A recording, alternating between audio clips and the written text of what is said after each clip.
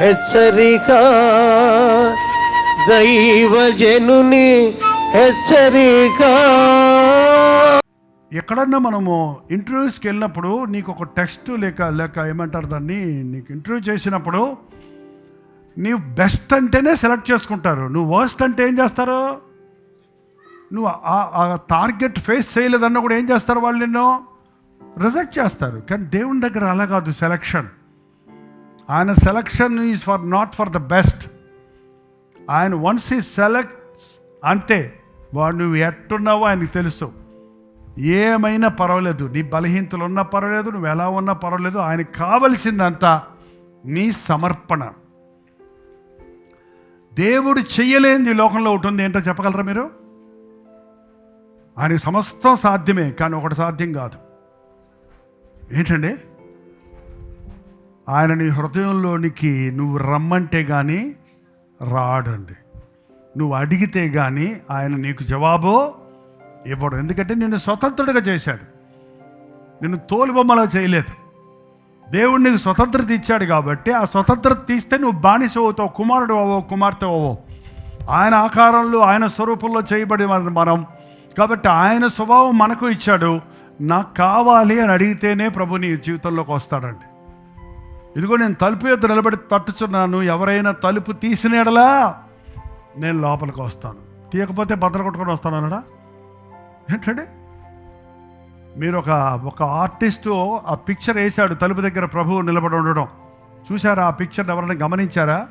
చేత్తో లాంతర పట్టుకొని ఉంటాడు. ఆ తలుపు మీదకి కొన్ని తీగలన్నీ అల్లుకుపోయి పాకి సగం డోర్ మూసేసి ఉంటుంది. అంటే అర్థమేంటి? రాత్రి మగళ్ళు ఆయన నీ తలుపు దగ్గర, హృదయం నీ తలుపు దగ్గర నిలబడి ఉన్నాడు. సంవత్సరాల తరబడి చెట్లు మొలుస్తున్నాయి అంటే, సీజన్స్ దాటిపోతున్నాయి అంటే, ఆయన ఎప్పుడు నీ హృదయంలోనికి వచ్చే వరకు నీ కొరకు ఆయన ఎదురు చూస్తూ ఉన్నాడు. తలుపు తీస్తే నేను లోపలికి వచ్చి మీతో నేను భోజనం చేస్తాను, నేను నివాసం చేస్తాను అన్నాడు. మన హృదయాలను ప్రభు పిలవకుండా, ఆయన పిలుపుకు లోబడకపోతే మనల్ని బలవంతంగా మారడం. మన దేశంలో ఏదో మత మార్పిడి అంటారు. అది ఎక్కడ లేదండి బైబిల్లో. అది ఎవరు ఎప్పుడు చెప్పలేదు యేసు ప్రభు. అది ఎవరు చెయ్యకూడదు. ఒకళ్ళు చేసినా వాళ్ళు తప్పు చేస్తున్నారు. నీ అంతటి నీవు నాకు యేసయ్య కావాలి అని అడిగితే, ఆయన పిలుపుకు లోబడితే, ప్రభువా ప్రయాసపడి భారం మోయించున్న వారలారా నా యొద్దకు రండి, నేను మీకు విశ్రాంతి కలుగజేస్తాను అన్నాడు. సో ఆయన పిలుపుకు లోబడి ఆయన దగ్గరకు వచ్చిన వారికి ఏం చేస్తాడట? దేవుడు ఎవరిని ముందుగా ఎరుగనో వారు తన కుమారుని స్వారూప్యము గలవారుటకు వారిని ముందుగా నిర్ణయించను. Beautiful words. నేనైతే సర్కిల్ చేసుకుంటున్నా బైబిల్లో. ఏం చేశాడు ఆయన? దైవ నిర్ణయం మారదు. నీ నిర్ణయాలు నా నిర్ణయాలు మారిపోతాయి. ఇవాళ ఇస్తానంటావు డబ్బులు, రేపు వస్తే లేవు పొమ్మంటావు. ఏంటండి? ఇవాళ కలిమిలో లేమిలో, ఆరోగ్యములో అనారోగ్యములో నిన్ను విడివక, నిన్ను ఎడబాయక, మరణము మనల్ని వేరు చేయ వరకు నీతోనే కాపురము చేయదునంటావు. 3వ నెలలోనే విడాకులకు అప్లై చేస్తానంటావు. ఏంటండి? దైవ నిర్ణయము చొప్పున వివాహమును మేము దీవిస్తున్నామని పాస్టర్ల దగ్గర వచ్చి ప్రార్థిస్తాం. ఆ తర్వాత మళ్ళీ అదే పాస్టర్ గారి దగ్గరకు వచ్చి ఇంత బతకలేకపోతున్నాం, మేము విడాకులు తీసుకోవాలంటుంటారు. దేవుని నిర్ణయం అనేది మారదండి. దైవ నిర్ణయం నీ కొరకు ఒకటి ఉంది దేవునిది.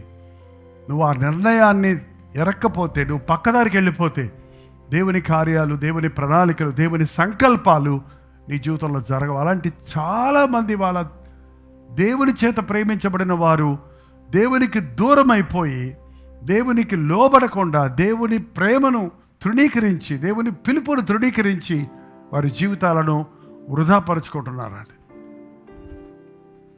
నీ జీవితంలో దైవ నిర్ణయము జరగాలి, దేవుని సంకల్పము చొప్పున నేను నడవాలి అనే ప్రార్థన మీరు రోజు చేయటం మొదలుపెట్టండి. ఎప్పుడైతే దేవుడు పిలిచాడో, ఎవరిని ముందుగా నిర్ణయించనో వారిని పిలిచాడు. ప్రభు అన్నాడు, నేను పాపులనే పిలువ వచ్చితే నీ నీతిమంతుల్ని పిలవడానికి రాలేదు. ఎందుకు పిలిచాడట? మారు మనసు పొందడానికి నేను పిలుస్తున్నా. అందరూ అంతటా మారు మనసు పొందవలనని దేవుడు ఆజ్ఞాపించుచున్నాడు. ప్రార్థన. పరిశుద్ధుడా, ఒక్కసారి నీ బిడ్డలను చూడయ్యా. ఏ ఆశతో, ఏ వేదనతో, ఏ ఒప్పుకోలతో, ఏ నిర్ణయంతో వారి చేయెత్తి నీకు చూపిస్తున్నారు. ఆ చేతిని పట్టుకొని లేవనెత్తయ్యా. ఇప్పటికే కోతిలో పడిన వారుంటే, సంకటాల్లో ఉన్నవారుంటే నజరేయుడైన యేసుక్రీస్తు నామములో లేవనెత్తుతున్నాము నాయన. దేవా, నీవే పాత జీవితం నుంచి పూర్ణమైన స్వస్థత ఇచ్చి మా పరిశుద్ధతను పాడు చేసేది ఏదైనా సరే బహిరంగం నుంచి వచ్చిందైనా, అంతరంగంలో పుట్టిందైనా నజరేయుడైన యేసుక్రీస్తు నామములో శుద్ధీకరించబడుటకు సహాయం చేయాలి. మా ఘటాలను పరిశుద్ధంగా కాపాడుకొని ఆ పరలోకపు తండ్రి పరిశుద్ధులైన ప్రకారం మేమును అన్ని విషయంలో పరిపూర్ణము పరిశుద్ధులమవుటకు సహాయం చేయాలి.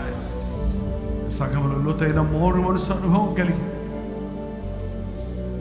శుద్ధ మనస్సాక్షిని కలిగి జీవించినట్లుగా పరిశుద్ధాత్మ కార్యములు మెండుగా జరిగించు. ప్రతి ఒక్కరి జీవితంలో నీవు ఆశించినది శుద్ధి, హృదయ శుద్ధి అన్నది గుర్తించి నీ రక్తములో కడగబడుటకు, పరిశుద్ధపరచబడుటకు, నీతిమంతులుగా తీర్చబడుటకు, నీ రాజ్య వారసులు ఉంటకు మా ఒక్కొక్కరికి సహాయం చేయమని క్రీస్తు నామములో అడుగుచున్నాను తండ్రి. ఆమేన్.